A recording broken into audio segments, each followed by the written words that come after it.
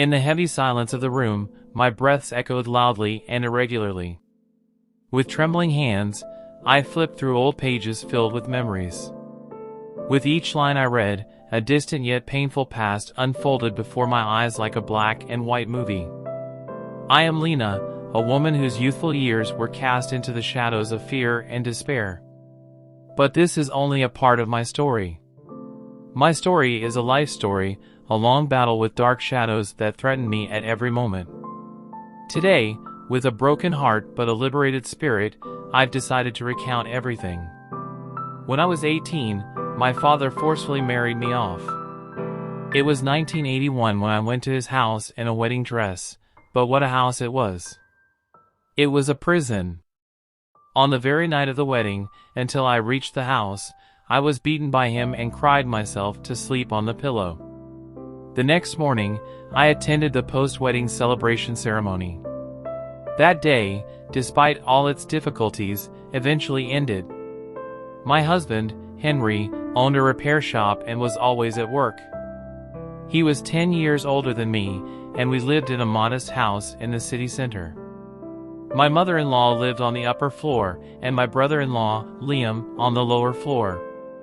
The year before our marriage, I had taken the university entrance exam and got accepted into the local university. But Henry insisted that I should not go. However, with my crying pleas and my family's mediation, he allowed me to attend the university. It was a whole new world for me. I was accepted into the teaching program, a dream profession for many women. I really enjoyed my days, going to classes with excitement and returning home with sorrow. I was only 19. All my peers were just starting to experience love and romance, but what about my unfortunate self? I looked at them with envy, at the clothes they wore and the behaviors they had. Fearing ridicule, I told them I was not married. When I went to university, I removed my ring and pretended I was still single.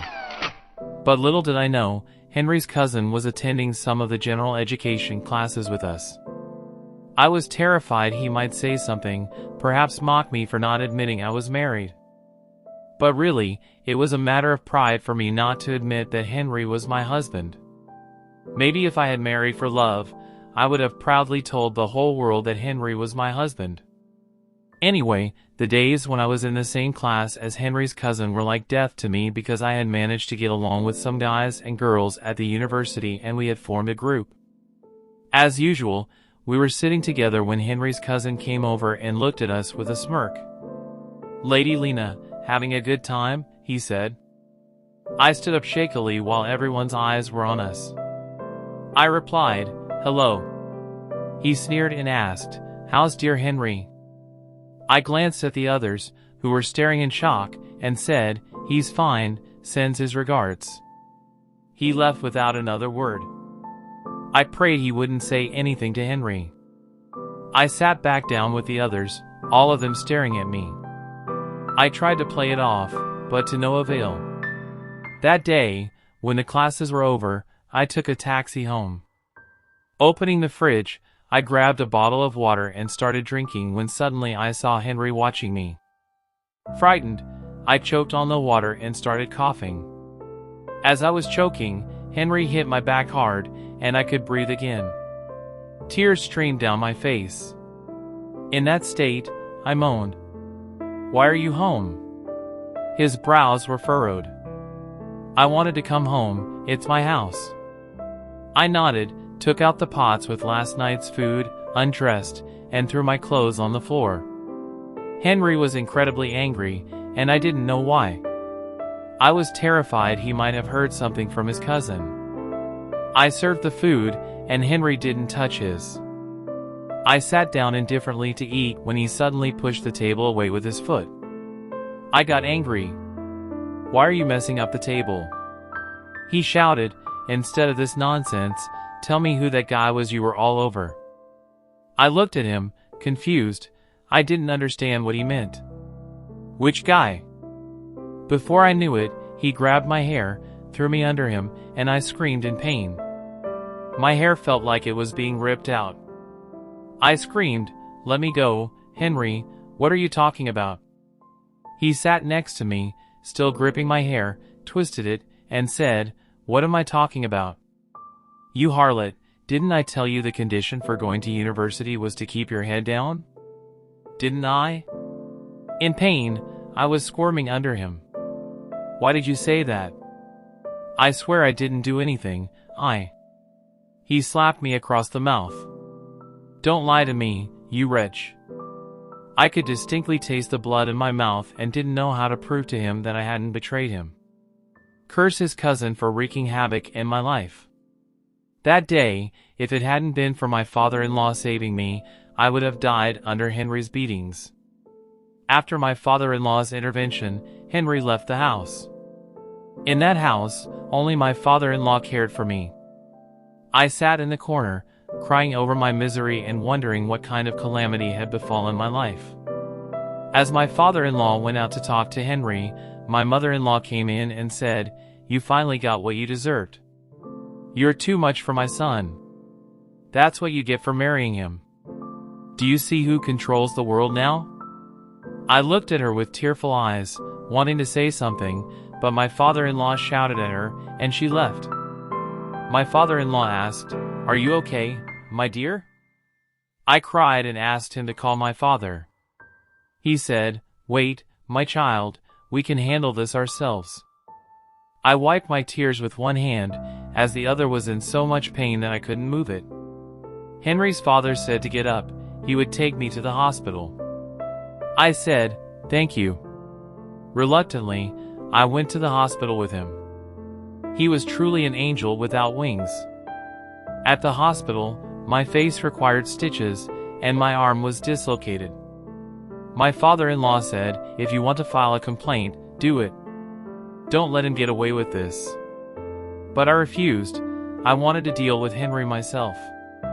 When we got home, my father-in-law asked what had happened. I told him about the trouble his nephew had caused in my life. He got angry and asked me to go inside, so I did, limping and with my arm in a sling. I had to talk to my father, but my father-in-law convinced me not to say anything. It was hard, but I didn't call. Henry didn't come home that night, but my sister-in-law did. We were close. She was a good woman. I took a few days off from university due to my condition. I avoided going to my parents' house. They kept asking why I didn't visit. Out of respect for my father-in-law, I didn't say anything, but one day when I was home alone, my parents came to visit. My face still had stitches. I opened the door fearfully, trying to hide my face with my hair, but my injured lip was noticeable. They came in, and I kept pacing back and forth until my father loudly said, "Sit down." I swallowed hard and sat down, but my mother, seeing my face, slapped her own cheek in despair. "God, take my life instead. What happened to you, my daughter?" Before I could say anything, my father got angry. "Is this that good-for-nothing's doing?" My throat constricted with emotion as my father, in a fit of rage, stormed into the hallway, shouting and calling for my father-in-law, who wasn't home. My brother-in-law came up, trying to calm my father, but my oblivious mother-in-law only fueled the fire, taunting my father about Henry's alleged kindness and not killing me and shaming me further. My father, red-faced and clutching his chest, collapsed. In panic and desperation, I screamed for an ambulance. The ambulance arrived, and we rushed my father to the hospital. I wished harm upon my mother-in-law for her cruelty. As the ambulance departed, my father-in-law arrived, shocked at the scene. We explained what happened and rushed to the hospital. Sitting outside the emergency room, anxious and distraught, I prayed for my father's survival. The doctor eventually informed us that he had a stroke but was stabilized. I was grateful he was alive, but my mother cursed Henry's family for what they had put us through. My father-in-law, full of apologies, visited us at the hospital, but it was in vain. Henry, the coward, didn't even show up. I cursed his cousin for ruining my life. A few days passed, and as my father's condition improved, my sisters viewed everything through my eyes, understanding my difficult days. When my father was discharged, he refused to let me return to my home with Henry, insisting on filing a complaint against him. I was internally satisfied but not completely content, as deep down, I didn't want to end up a divorcee. My prolonged absence led to my expulsion from university. I could have contested it, but I had lost all enthusiasm for studying. I stayed at my father's house for 2 months. Henry, scared of a divorce, visited every night, but my father wouldn't let me see him. My father set a condition for Henry to pay my dowry. Henry, unyielding, slandered me again. Seeing Henry's true colors, my father took me to the police station and court early one morning. I narrated everything, and they issued a summons for a court hearing. A week passed and the day of the court hearing arrived. I went nervously, accompanied by my father, who insisted on coming despite my pleas. We sat in the designated courtroom, and soon my father-in-law and Henry arrived. The judge entered, and we all stood up in respect. He read my complaint and then turned to Henry, asking if he had indeed accused me, Lena Smith, of infidelity. Henry glanced at me and my father, then shockingly claimed it was true, not just an accusation. Out of control, I interjected, insisting on my innocence. The judge ordered a DNA test to settle the matter, which I reluctantly agreed to, going to the forensic doctor for the procedure.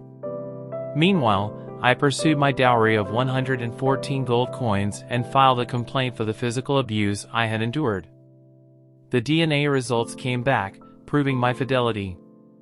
I wanted to lash out at Henry for ruining my life based on his cousin's lies. Somehow, I agreed not to pursue my dowry in exchange for Henry's commitment not to harm me again.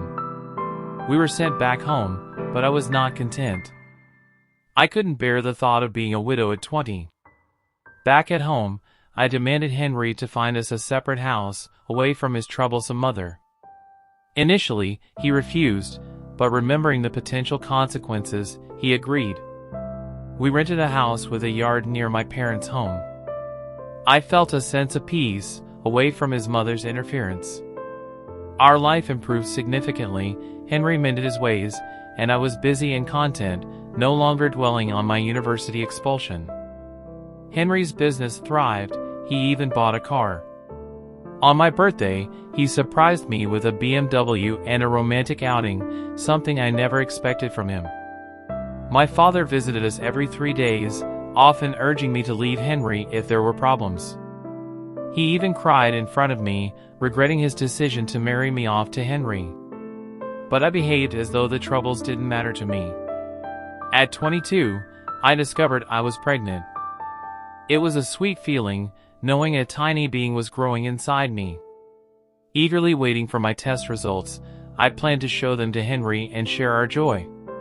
When I got the test results, I felt like I was walking on clouds. I've always loved children.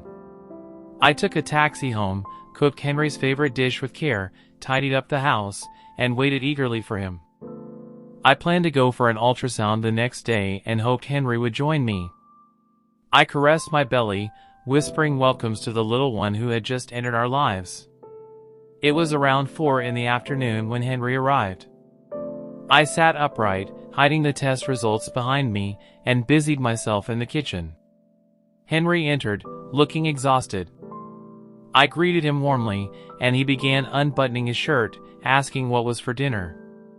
I told him steak, and he smiled, asking what the occasion was. I teased him, asking if it was bad to cook his favorite meal. He sat down, and I placed the dishes on the table. The test results were hidden inside my blouse.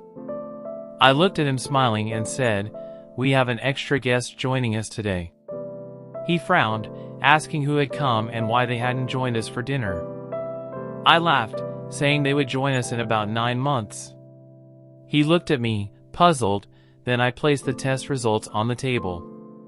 Shocked, he looked from me to the paper, disbelieving, then burst into tears of joy, hugging me tightly. I'll never forget his happiness that day. Henry had changed a lot since the incidents of the past. He was not the same man he was a few years ago. After a few days, he took me to the notary office. Despite my curiosity about why we were going, he didn't reveal anything. The notary handed me a large register and congratulated me, instructing me to sign. That's when I realized Henry had transferred the deed of the new house he was building, which was half his property, into my name. After the notary office, Henry bought 2 boxes of sweets, suggesting we visit my parents' house. Until then, I hadn't told anyone about my pregnancy. At my parents' house, everyone was thrilled with the news. My sisters were there too. After lunch, we went to Henry's parents' house for dinner. His mother, usually stern, smiled at me for the first time and congratulated me upon hearing about my pregnancy. She was particularly pleased as her other daughter-in-law hadn't had children yet. I felt bad for her but consoled myself, thinking she too would have her turn. That night, Henry's mother didn't let me lift a finger. She took care of everything. I never imagined she had such kindness in her. The night was surprisingly pleasant. I was 4 months pregnant and needed to go for a gender determination ultrasound, but Henry insisted on keeping it a surprise. I disagreed, but he was adamant about not going for the scan. His mother bought clothes for both genders, while Henry refrained from showing me anything he bought, storing everything in our new home's baby room. I was eager to know if I was having a boy or a girl. Henry was quite stubborn about the whole thing, saying it didn't matter to him. As I entered my 6th month, he decided it was time to move into our new home. Initially, he wanted to wait until the baby was born, but I wasn't keen on that idea. He had rebought an entire dowry for me, trying to make up for our rough first 2 years of marriage, but I stopped him, as most of my things were still new. Henry took a week off, left me at my mother's house, and didn't allow anyone to help him move our belongings. He single-handedly organized everything, leaving the rest at his mother's house. During that week, I decided to go for the ultrasound alone, anxious about my baby's health. At the clinic, the doctor scolded me for being late, but after explaining, she reassured me, revealing I was having a healthy baby boy. I was overjoyed, wishing Henry could share this happiness with me. That day, feeling fantastic, I returned to my father's house. My mother planned to shop for our baby's essentials, and I joined her. We happily bought boy-themed items, despite her suggestion to choose neutral colors. We sent everything to our new home by taxi. Believe it or not, I hadn't yet visited our home because Henry hadn't allowed it. The following months flew by, and we moved into our beautiful new home. I couldn't believe I was finally in my own place, ready to start a beautiful life with my husband and child. As my due date approached, I began experiencing labor pains. Henry was at work, and my mother hadn't arrived yet. Struggling, I managed to call Henry, feeling terrified about our son's well-being. In what seemed like a flash, Henry arrived, and we rushed to the hospital. At the hospital, as I was coming to terms with the pain, I suddenly felt a warm presence on my chest. It was my crying son. Overwhelmed with emotion, I wept with joy at the sight of him. He was so tiny and adorable, it was hard to believe I was a mother. As I fed him, Henry watched over us with red eyes, full of gratitude and happiness. He was overjoyed, perhaps even more so than me, as I had known our baby's gender beforehand. That day was the most beautiful of my life, marking the beginning of an incredible journey with my son. After Oliver's arrival, Henry and I were very happy. He managed to open 2 more branches, and his business was thriving. Everyone was amazed at the life Henry had built for us. As Oliver grew, his sweet talking began. Unfortunately, that year, my father-in-law passed away due to heart problems, leaving a void in our lives. He was like a father to me, and I still feel his absence deeply. Despite our mourning period, my sister-in-law inconsiderately held a lavish birthday party for her daughter, who was born a couple of years after Oliver. While I understand the love for one's child, sensitivity and common sense are also important. Henry eventually managed to come to terms with his father's death, as he was very attached to him. Despite my own grief, I comforted and helped him through this tough time. After his father's death, my mother-in-law started staying with us frequently, sometimes for a whole week. I had issues with her, but I tolerated her presence for Henry's sake.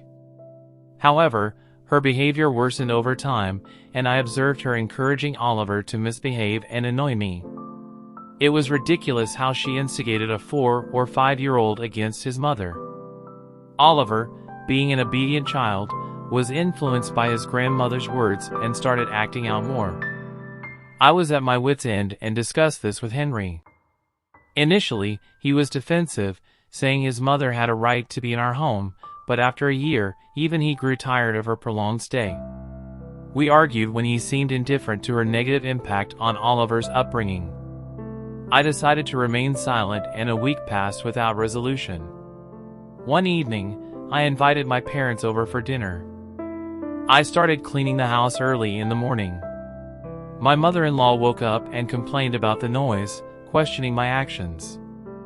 I informed her that we were expecting guests that evening. Angered, my mother-in-law retorted that it was indeed her son's house and that she had a right to be there.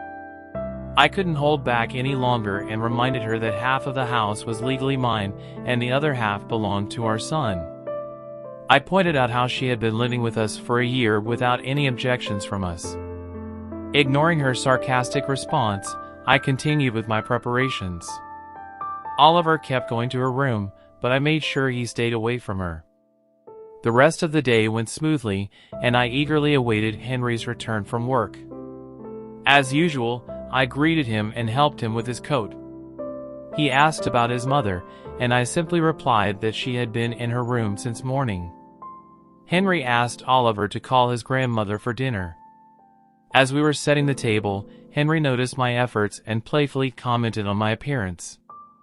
I laughed it off, not wanting to discuss it in front of Oliver. To my surprise, his mother came out with her bag packed, playing the victim. She falsely claimed that I had told her to leave our home. I was speechless at her lie. Henry, confused and upset, turned to me for an explanation. I denied her accusations, stating that I never said such a thing and questioned why I would ask her to leave after hosting her for a year without any complaints.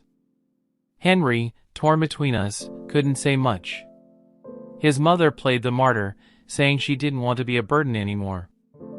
I couldn't take it any longer and decided to leave with Oliver, grabbing a coat on my way out. Henry followed us, trying to understand the situation. Oliver was upset, and as we drove away, I couldn't help but feel frustrated for giving his grandmother so much leverage. I was headed to my parents' house, deeply regretting why I had allowed her to overstep her boundaries for so long. Oliver was asking, "Mom, what happened? Why are you acting like this?" In my frustration, I shouted at him. I, who always spoke gently to my son, yelled at him. "Curse that woman." When I reached my father's house, they were surprised to see me. I didn't say anything and just hugged Oliver to my mom and went to take a shower. When I came out, Oliver had told them that Dad had shouted at Mom. The child spills everything. I went to my mom, my father was asleep, and Oliver was sleeping in her arms. My mom, angrily, asked, "What did Oliver say?" I replied, "Nothing, Mom, let it go. I really don't have the energy." Just as I said that, I felt nauseous and rushed to the toilet, vomiting my guts out. I was utterly drained. My poor mother was scared, asking, "What's wrong?" Meanwhile, Henry had come and was arguing with my father. I was so exhausted from throwing up that I couldn't move, and then Henry came, and I passed out. When I opened my eyes, I was in the hospital with an 4 in my arm, alone. My stomach was in such pain, I couldn't speak. I called for my mom, for Henry, and finally, the curtain parted, and Henry approached. He looked worried and asked, "Are you okay, my dear?" I glared at him with resentment. I really didn't want to see him, he had broken my heart. I asked, "Where's my mom?" He sighed, "No one has come. I brought you here." I tried to sit up and told the nurse to come and remove the 4, saying I felt fine.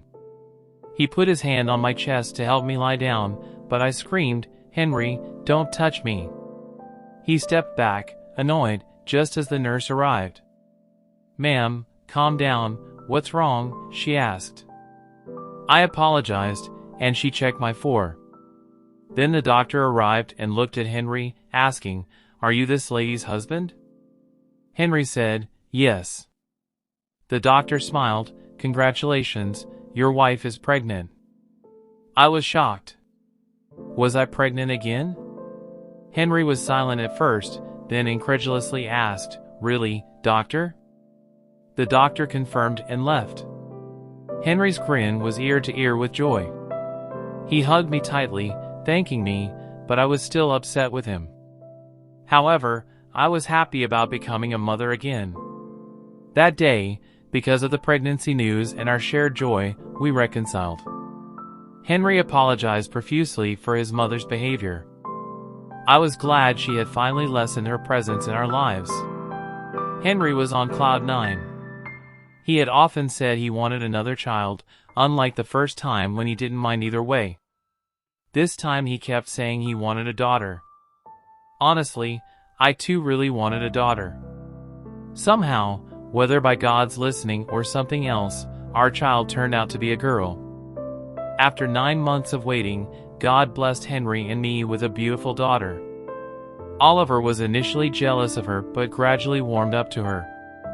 We named our daughter Berlin, at my insistence. Berlin and Oliver became the center of mine and Henry's world. A few years passed, and they both grew up fast, climbing over each other's heads. Life was showing its good side to us when one day I woke up to find Henry still asleep. It was unusual for him to sleep until 11 a.m. as he usually left at 8 a.m. I went to wake him up and found his body cold. Terrified, I shook him, but he didn't wake up. I screamed in fear, which brought Oliver into the room. The next thing I knew, we were in the hospital, waiting outside a room for the doctor. I was so distraught, crying, fearing I might lose Henry, feeling like I was dying. Pacing anxiously, I worried about Oliver and Berlin, who were alone at home. After about 10 minutes, the doctor arrived. I rushed to him, only asking if Henry was alive. Thankfully, he said Henry was alive, but they needed to conduct tests as his vital signs had dropped alarmingly. That's when I felt our misfortune was beginning. I prayed fervently for Henry's well-being. From that day, a series of tests and visits to various clinics began. Henry was visibly unwell, but he acted as if everything was fine. I knew better. His unkind brother offered no support, saying it wasn't his concern. It was agonizing, juggling 2 children and a sick husband, with no one knowing precisely what was wrong. After a couple of months, it was confirmed Henry had cancer. As I write this, my face is wet with tears. I couldn't believe my husband had cancer. The tumors in his body had grown significantly and were malignant. My condition deteriorated so much that I lost 15 kilos, terrified of losing Henry. The doctor warned us that Henry might not wake up at any moment. Those were incredibly tough days. Instead of showing compassion, my mother-in-law only had harsh words, blaming me for Henry's illness. We had to sell 2 of his repair shops because the monthly income wasn't enough to cover the steep medical expenses. I even sold some of my gold jewelry, but all the money we gathered couldn't restore Henry's health. In the early years of my marriage, I didn't realize the gem I had in Henry. If anything ruined our life, it was solely because of that wretched cousin of Henry's. We went to the clinic with despair for Henry's last chemotherapy session. Those damn tumors wouldn't go away. Henry had lost all his hair, his face and body were bare, but I still loved him despite his condition. Cursed be this life that spoiled our happiness at its peak. Emotionally, I was a wreck, but I still gave morale to the kids and Henry. Every time we were alone, Henry would cry in my arms, begging for forgiveness for the beatings he had given me, and he would tell me to take care of the kids. Hearing these words was death to me. I couldn't imagine living a day without Henry. Now, it's your moment. Yes, right in the midst of this thrilling and anxious story. We are at the peak of the narrative, where every breath, every word takes on a deeper meaning. Please like and tell us which part of the story has impacted you the most so far. Can you see yourself in Lena's shoes? Or maybe a part of the story has reminded you of a memory from your own life? Let's share our thoughts and views in this suspenseful moment. I was constantly giving Henry morale, insisting that it was nothing and he would get better, but he kept saying he knew his time was near. I would silence him. He had become like an infant, always clinging to me, and I protected him with all my heart and soul. The kids were at my father's house. I didn't want them to see their father's suffering. Henry himself had wanted them to go there so their studies wouldn't be affected. Sighing, I was preparing food for Henry when I felt him calling me. I rushed to our bedroom and found Henry blue and shivering. In panic, I called an ambulance, holding him tight and adjusting his oxygen. The ambulance arrived quickly and took Henry away. I accompanied them, holding Henry's hand, constantly calling his name, begging him not to leave me alone. I prayed fervently for my children's sake. They were too young to be orphaned. I was used to this stress, these doubts. After about half an hour, the doctor came out, looking sorry. I screamed, asking about Henry. The doctor tried to calm me down, saying Henry was alive but wouldn't last long, perhaps 3 months at most. He suggested stopping the medications and keeping him under observation for a week, hoping for a miracle, but he didn't think anything could be done. Tears streamed down my face, my legs gave out, and I collapsed to the ground, my hand on my head. I was utterly defeated. A few minutes later, a nurse stood over me. "Are you the wife of the man in that room?" she asked. "Yes, that's me. They're asking for you, you should go to him." I let out a bitter laugh. "I'll go now," I replied, wiping away my tears. My face was pale, with dark circles under my eyes. Shaking, I walked to Henry's room. He looked at me with a smile, his condition seemingly improved. I sat on the bed and he held my hand. "Why so pale, my love?" "Smile for me," he said. Tears rolled down my cheeks, but I managed to smile. He wiped away my tears. "Those were good days, weren't they?" he said calmly. "Can you bring the kids? I want to see them." "Of course," I replied, my eyes brimming with tears. It felt like his eyes were speaking to me. I couldn't bear to look at him. He was comforting me despite his own condition. When the kids arrived, I stepped out of the room and into the hospital grounds, crying my heart out. I wished for death rather than witnessing the death of my husband. I was so drained from crying that I could barely move, but a phone call forced me back inside. Henry was joyfully engaged with the children, laughing. I watched them wistfully. After about an hour, I sent the children home, leaving Henry and me alone. He stayed in my arms the whole time, never wanting to be apart even for a moment. He talked a lot, instructing me on what to do and what not to after his passing. All I could do was cry and beg him not to talk like that, but he insisted. He mentioned that he had prepared 10 checks and set aside some money. Henry insisted that we should pack up and go to the north.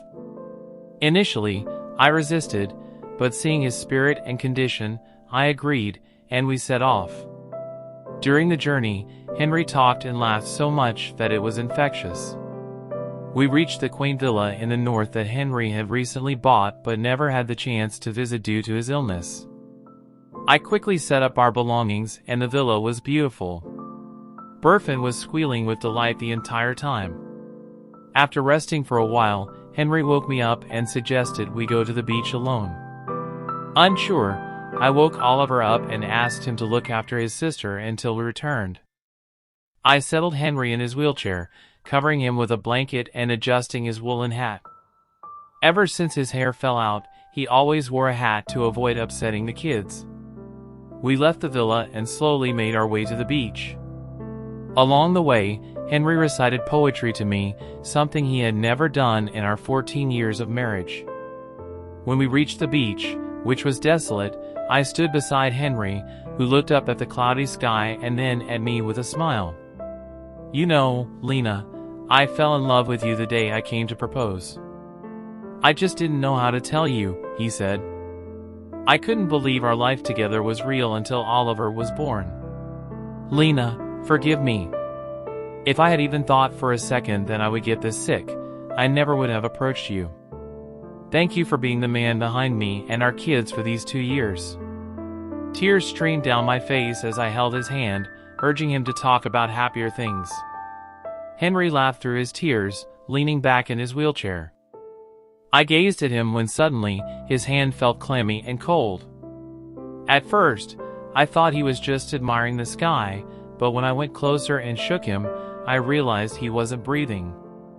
He still had a smile on his lips. I screamed and called out to him, but Henry was gone. I cried and screamed in vain, hugging him tightly, but it was no use. Henry had really left. It was a bitter day, too soon for Henry to leave. It seemed he knew his time was up and wanted us to be alone. I called the ambulance, and they took Henry away. I was in shock, the sounds around me muffled. Sitting beside Henry, watching them draw the white sheet over him, I couldn't breathe. I clawed at myself, crying. It's hard to describe those moments. Days passed, and I didn't let them take Henry to our city. We buried him in the north and held a ceremony there. I was silent those 7 days, dying bit by bit inside but not showing it. My daily routine became sitting by Henry's grave, talking to him in my heart. After a year, I came to my senses, realizing I had nothing left. My children were worse off than me, having spent the year under my mother's care. But enough was enough, it was time to gather my life. I asked my mother to leave us alone, but she stayed another 3 months to help. I talked a lot with the children, especially Oliver, who was deeply affected since Burfin was too young to understand fully. The hard days passed with their own struggles.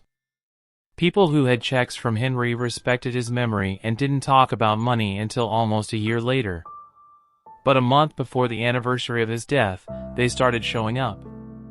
At first, they called, as most were from Tehran, and I handled it over the phone. Henry had left money aside for them. The debts were heavy, and if he hadn't saved that money, I couldn't have managed alone. After a couple of months, all checks were cleared, but then some promissory notes surfaced with substantial amounts due. I was terrified, not knowing what to do, so I went back to our city and stayed with my mother for a week. I couldn't bear to go to our own house. I hadn't set foot in our city since Henry left me alone. Sitting in mourning, I realized I had no money left to clear the promissory notes. I couldn't sell the repair shop as our livelihood depended on it. All that was left was the villa and our house. My retired father couldn't help much with his pension, and my indifferent mother-in-law was just waiting for an opportunity to take Oliver away. Reluctantly, I had to sell the villa in the north. I didn't want to give up the house that Henry had built with his own hands. After selling the villa, I felt a bit relieved, and life was on track for a few months. But it didn't seem right to keep staying with my family, so I decided to return to our home. The kids were getting restless too. One day, I went to our house alone. As I opened the door, I was greeted by dust everywhere. With tear-filled eyes, I went to our bedroom, a room that would no longer witness the happiness of me and Henry. Sobbing, I clutched Henry's clothes, inhaling his scent. It was so hard. I spent hours in grief before remembering my promise to the kids to spend the night in our own home. I started cleaning the house vigorously, reminiscing about all the memories with Henry. Who would have thought Henry would leave us at 35? I collected most of Henry's pictures.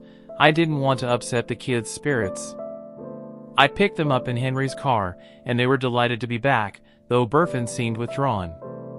When I asked if she was upset about returning, her response shook me. "Mom, why isn't Dad coming back? Where are Dad's pictures?" My heart ached at her words. I comforted her, saying Dad had gone to a beautiful place, and if she's a good girl, he might return. But Oliver, agitated, blurted out the harsh truth. "Why are you lying? Dad is dead, Burfin.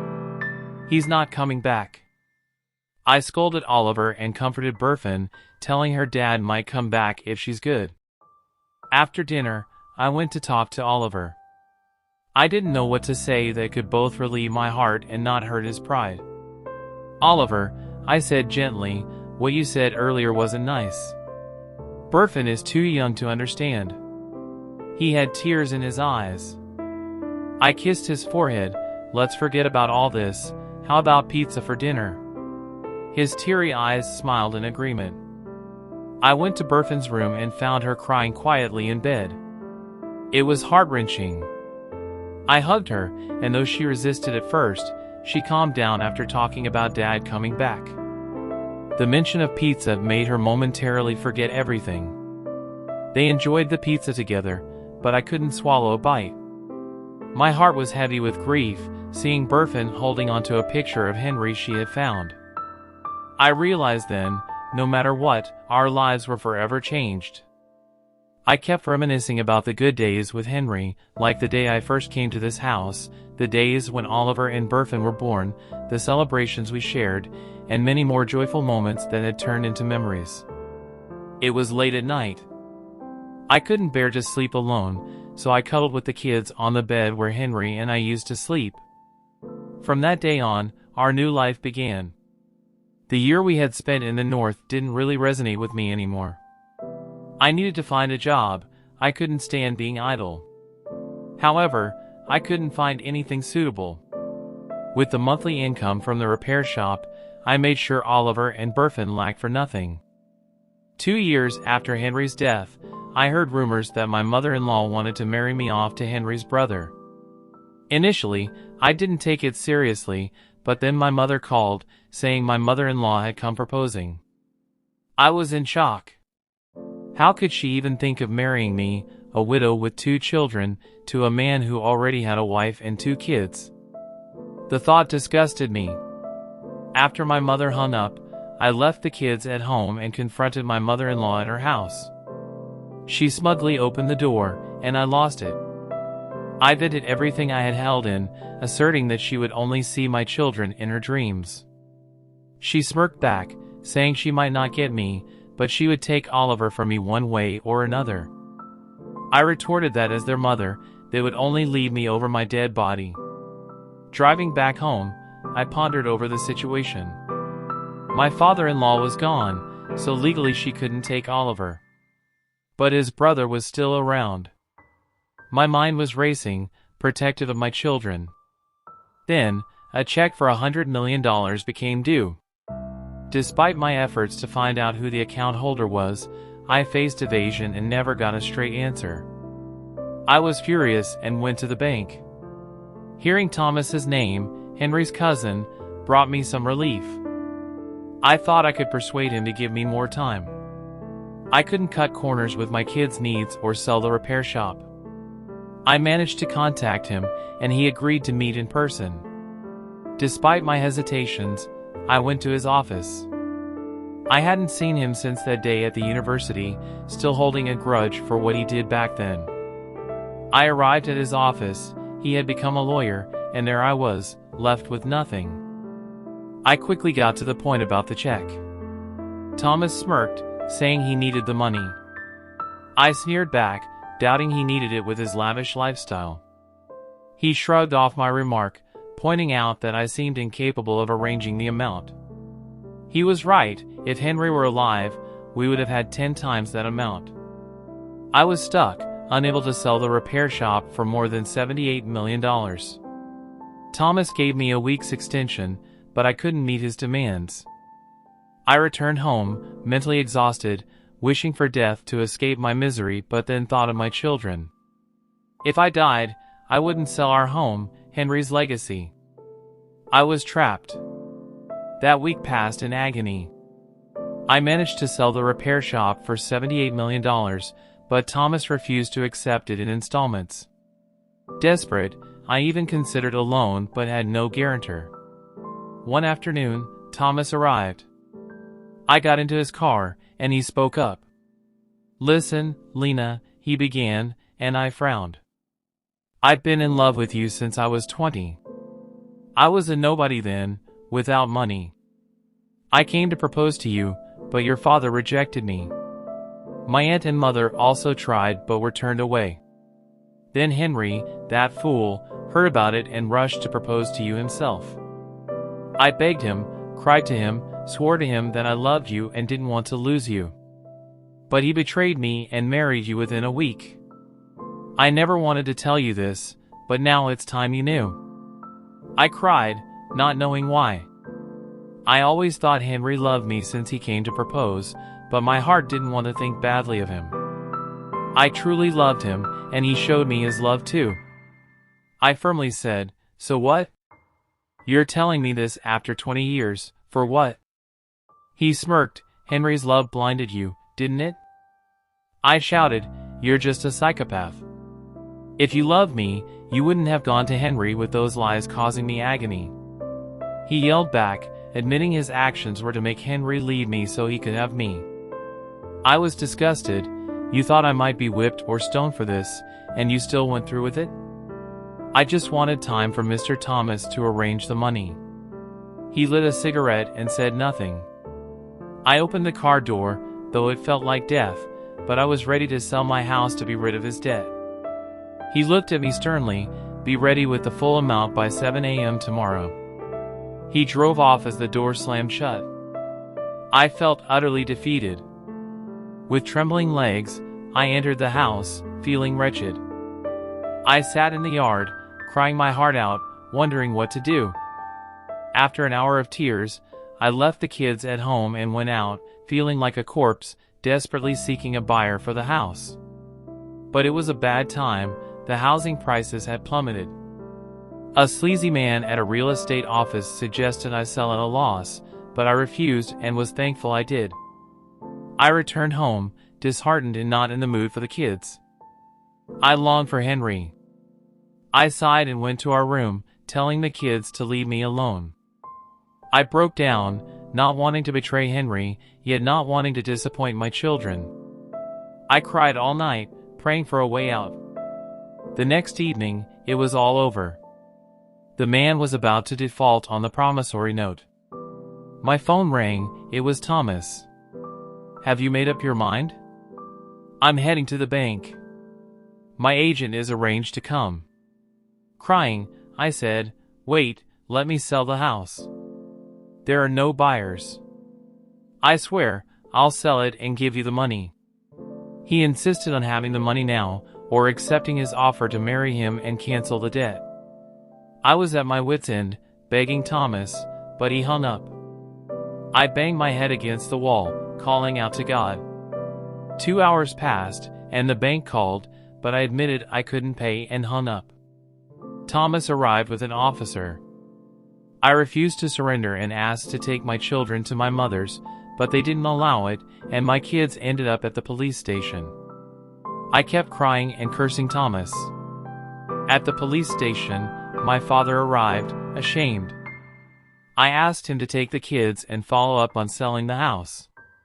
He cried. Thomas, that heartless man, didn't show up. Briefin and Oliver were crying. It tore me apart. I kissed them goodbye and sent them off. I felt devastated, searching for a way to end my life and be free from all this. I cried all night. In the morning, there was no news about the house sale, and I was transferred to the women's prison. I had never been near a police station, let alone a prison. God seemed to be testing me.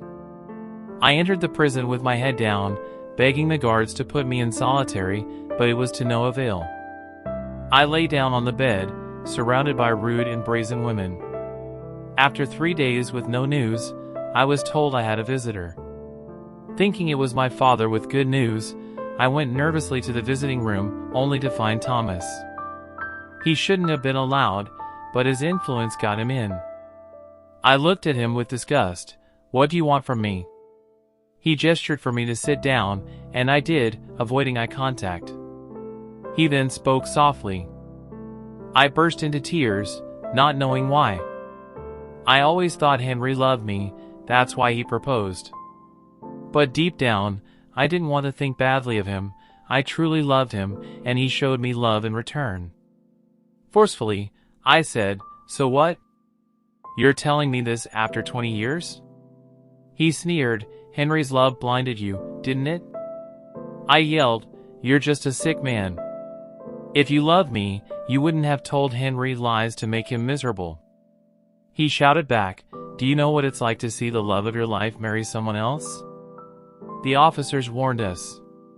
His face turned red with anger. He half rose, then sat back down. I just blinked, watching him. Perhaps his curse had fallen upon Henry. Crying, I said, "Fine, I'll marry you." He looked shocked. "What did you say?" I lowered my head, feeling utterly defeated, and softly said, "I'll marry you." He got up. "Pack your stuff, you're getting released at 2. He left, and the guards handcuffed me back to my cell. I was heartbroken, thinking of Henry. I had a plan in mind. At 2, there was no news. I lost hope, waiting to be told I could leave. But nothing happened until the next day. At 9 a.m., I was told to get ready for court. I was confused. I didn't know I had a trial. In court, seeing my mother-in-law and brother-in-law, I panicked. I realized they were there to take my children. I had no lawyer. The judge said that since the children's mother was not properly informed and didn't receive the court letter, the case was temporarily closed. I was devastated, knowing they could easily take my kids because of my imprisonment. Back in prison, I cursed Thomas. By noon, they came for me. I signed a release form and was let out. Alone and penniless, I couldn't even afford a taxi. Thank God, I was free and could keep my children. On the street, a car honked. It was Thomas. I got in his car. He was happy and flattering, but I paid no attention. When I told him about the court, he was surprised. He fell into thought. When we reached my house, I said goodbye and asked for 2 more days before we go for the marriage contract. I spent those 2 days desperately looking for a buyer for my house, but nobody was willing to pay cash for such an expensive house. The 2 days passed, and Thomas arrived on time. It felt like death to accept him, but I did, and we went to get married. However, I insisted on a temporary marriage. He was surprised and said he wanted me for life, not just for desire. I insisted, and he reluctantly agreed. We got married temporarily and went to his house. I wished to die. I just told him I needed to take my children to my father's house, not wanting them to realize what was happening. He agreed, and I took the kids. Afterwards, I went to my own house, not wanting Thomas to step into Henry's home. After dressing properly, I went to his house. It was a huge mansion but felt like a graveyard to me. I sat on the sofa as Thomas brought tea and cake. He asked why I hadn't changed clothes. I said I was comfortable this way. He sighed and said nothing. Looking at him tearfully, I couldn't stop seeing Henry's face. Thomas came close, took off my shawl, and held me. I was frozen, heart pounding. He held me tight, saying he had longed for this embrace for 20 years. He deeply breathed in and caressed my hair. I felt nauseous as he kissed my neck, sending shivers down my spine. He looked at me with longing eyes and kissed me. I was repulsed but couldn't resist. Thomas overwhelmed me with his touches, trying to draw me closer, but he didn't succeed. I just stared at him dryly, disgusted by him and his actions. I was tired. I put my hand on his chest, making him sit up. I stood up, buttoned up my dress, and asked where the kitchen was to make dinner. He smiled and said I wouldn't lift a finger, his maid was there. He took my hand, kissed it, and said he'd order food. He stood up, suggesting we tour the house as I was now the lady of the house. I asked coldly about his wife and daughter. He frowned and said they had separated a long time ago. I wanted to say something when he revealed that they had been separated for 10 years. Surprised, but recalling his mother's different story, I remained silent. Thomas took my hand and said, "Lena, those 8 years with her were out of obligation, nothing else. I swear you were and still are the most precious to me." I never even looked at that woman's eyes. When I woke up, I realized I had a daughter with her. You won't believe how it feels. I named her Lena, after you. But I couldn't live with that woman, she was my mother's choice, not mine. My choice was and is you, Lena. It's like a dream to have you understand me, God knows. His eyes teared up as he hugged me tightly, crying deeply. I felt torn seeing a man cry like that and unconsciously comforted him. He clung to me like a child, kissed me breathlessly, and nothing happened between us that night. He just talked about his hardships. I felt sorry for him, but I could never forgive myself for what I did. I spent the whole night awake, thinking about Eliezer and Bervin.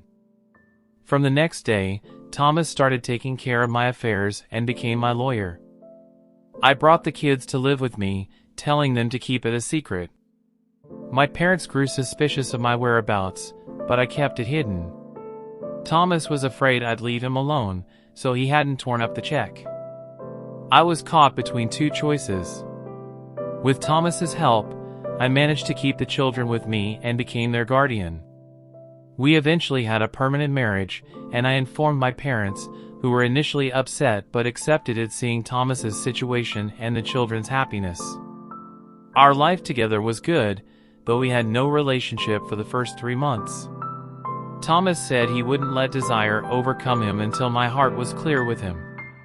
He was a good man, despite what he did to me. Thankfully, life with Thomas turned out better than I expected. I was happy, but always haunted by guilt, wondering if Henry would have approved. I frequently dreamt of Henry and he seemed happy with me, but I still struggled with immense guilt and didn't want anyone to find out. However, Thomas announced to everyone that I was his legal wife. Nobody reacted well, especially my mother-in-law who tried to take my children away, but couldn't because I had proceeded completely legally and the court was on my side. 3 years passed and I discovered I was pregnant. Initially, I was very scared, especially about Eliezer's reaction since he was somewhat hostile towards Thomas.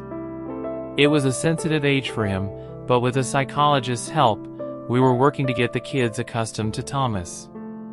Bervin even called him Dad. Thomas was no less than a father to them. When his ex-wife tried to start a fight over him remarrying, Thomas didn't care and shut her up with money. His daughter loved Bervin a lot and they got along well. God blessed me with a son, Bursum, and Thomas was overjoyed. We threw a big party for our son's birth. Thomas's daughter also came to live with us, and we ended up with 4 children. I never thought a single check could lead to all this. If Lena's emotional and complex adventures have captivated you as much as they have us, show it with a like. Rose, and if you have questions or thoughts in your heart and mind, share them with us in the comments. Do you think Lena made the right decision? Write to us. Writing hand. Fire, get ready for another exciting experience. In the next video, we embark on a journey into the mysterious world of betrayal. Join us in this complex and challenging discussion and don't miss the next video.